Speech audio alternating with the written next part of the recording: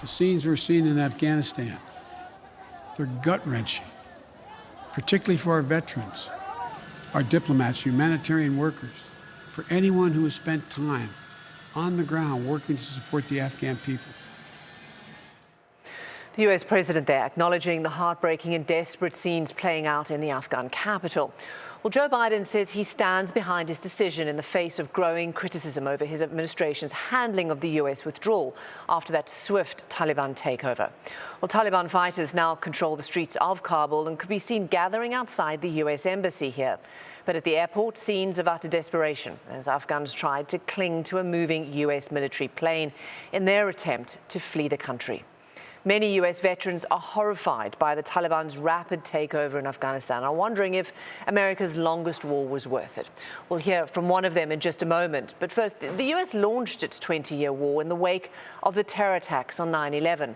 The mission then was to capture Osama bin Laden, root out terrorists, and prevent Afghanistan from being a safe haven for extremists. President Biden has long argued the effort was not about nation building. On Monday, he defended America's withdrawal, reiterating it was time to go. How many more generations of America's daughters and sons would you have me send to fight Afghanistan's civil war when Afghan troops will not? How many more lives, American lives, is it worth? How many endless rows of headstones at Arlington National Cemetery? I'm clear on my answer. Tom Amenta is a former U.S. Army Ranger who did 2 tours in Afghanistan. He is also the co-author of the 20-year war. He joins me now from Omaha, Nebraska. Tom, hi. Great to have you on the show. You heard the president there saying he didn't want to pass this war on to a 5th president. He didn't want more families to go through perhaps what you and many other families have gone through. What's your reaction to that? I think that the best laid plans of mice and men are off to go astray, and I think that he's going to do exactly what he says he's not going to. We just gave control of this country back to the exact same group that 20 years ago was giving safe harbor to Osama bin Laden, but now they're 20 years smarter, 20 years wiser, and 20 years better prepared. A friend of mine who's also another combat veteran who wasn't quite in the book, but he was pointing out that you looked at the palace photos of everything. Whereas before, the Taliban had no trigger discipline, their fingers were in the triggers, they were pointing their barrels at each other. Now they're fully disciplined. Now they look the way we train people in how to fight. And I don't know a veteran, Robin, that I've talked to over the past few days, whether they're one of the 71 that was in our book or my other friends, that want us to just be in Afghanistan forever. All of us would like to find a way to get us out, but this isn't the way. We are going to go back to Afghanistan at some point because we haven't done the things that the Biden administration said today in their speech of saying we rooted out terrorism. We've just given back to that country, the group that harbored and kept Osama bin Laden safe. How did you guys feel when you saw what was happening and unfolding so quickly on CNN and elsewhere? I mean, the Taliban took the country in under a week. Kabul without a shot, almost. I was, and I still am really upset. One of the narratives that's been, perpetrated, I guess is the most appropriate term, about how the ANA or the Afghan National Army didn't have the will to fight. The best statistics that we can find in the United States is that from 2014 to 2020, over 45,000 of them have died with our support, with American air cover, with American advisors in the area. And suddenly, in the middle of the night, 3 or 4 weeks ago, we cased the colors and leave Bagram Airfield. And everyone's like, well, why did this happen so fast?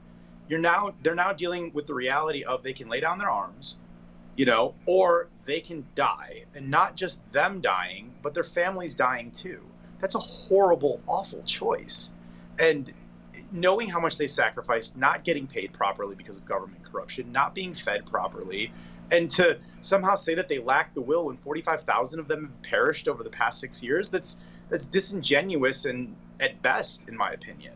They've fought very hard. This is failed on a lot of political levels across the entire 20 years. I am not saying that this is all the Biden administration's fault. It's not. There's plenty of blame to go around. America is supposed to stand for democracy, for freedom. That's the American ideal of being the beacon on the hill. That is the ideal of all Western democracies, for that matter.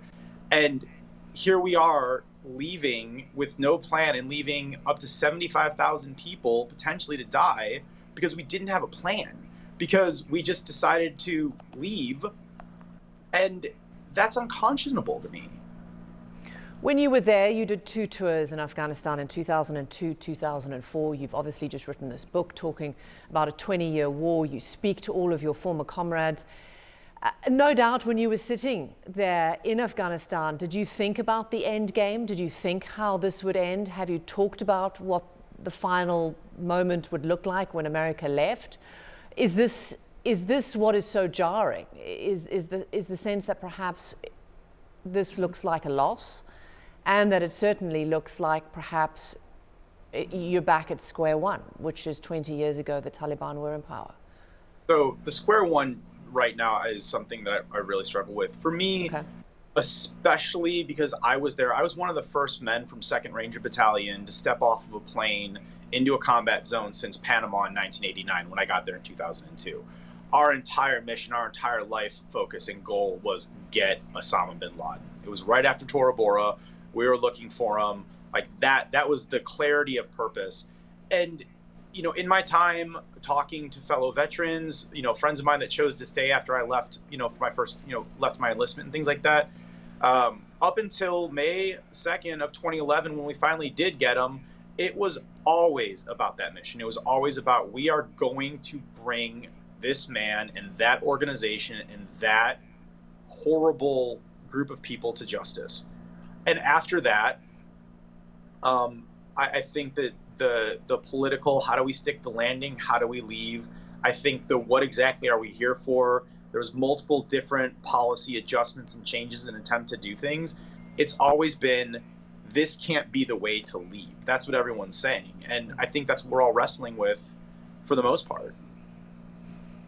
Tom Amenta, a former U.S. Army Ranger who did these 2 tours in Afghanistan. Thank you for everything you did. Also co-author of the 20-year war. Really appreciate you giving your perspective on what's been playing out in Afghanistan in the last few days. Thank you, Tom.